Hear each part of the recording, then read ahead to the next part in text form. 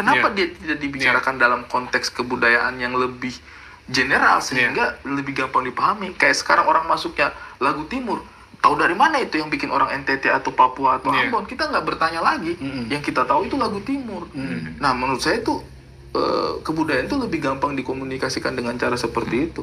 Maka saya sih berharap kebudayaan Pasifiknya kita itu lebih digali lagi. Jangan dicurigai bahwa ketika kita bicara soal Melanesia, Austronesia, Pasifik, wah ini nih kita mau keluar bisa gitu. Betul. Dari dulu kan orang khawatir gitu. Isunya selalu ke sana tuh. Wah, ini nih sudah mulai dimasuki merdeka dan segala macam. Iya, padahal enggak, itu kebudayaan yang kita punyanya Indonesia gitu.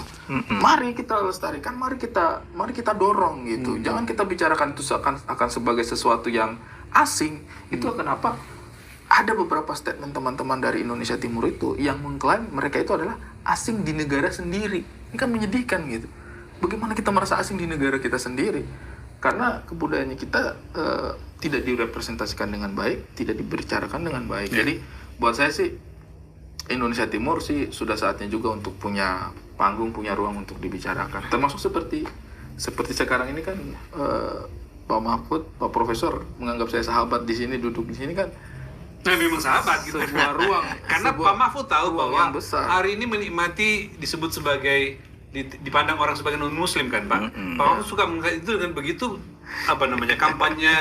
kampanye keberagamannya itu menjadi lebih mudah tuh, Pak. Gimana Pak Mahfud? Gitu kan, Pak ya? Iya begitu. Gini, di luar soal panggung, di soal budaya, saya bicara soal integrasi bangsa ya, tentang Timur, Barat, suku dan sebagainya. Jadi begini, kita harus bersyukur sekarang ini kekuatan integrasi bangsa kita dari sudut perbedaan primordial itu menguat dari sudut kesukuan, kedaerahan dan sebagainya. Coba ketika Mas Rizal masih kecil dulu ya, saya paling enggak. Di kartu penduduk tuh kan ada suku.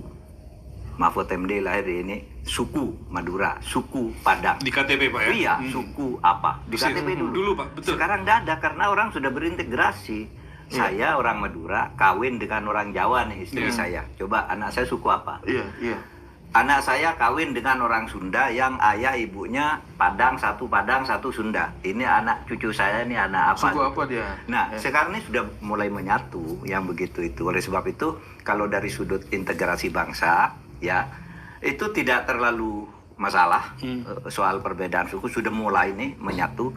Yang terpenting sebenarnya ke depannya itu bagaimana kebersatuan ini diikat oleh penegakan hukum dan keadilan. Tanpa itu perlawanan. Diikat oleh penegakan hukum dan keadilan. Penegakan hukum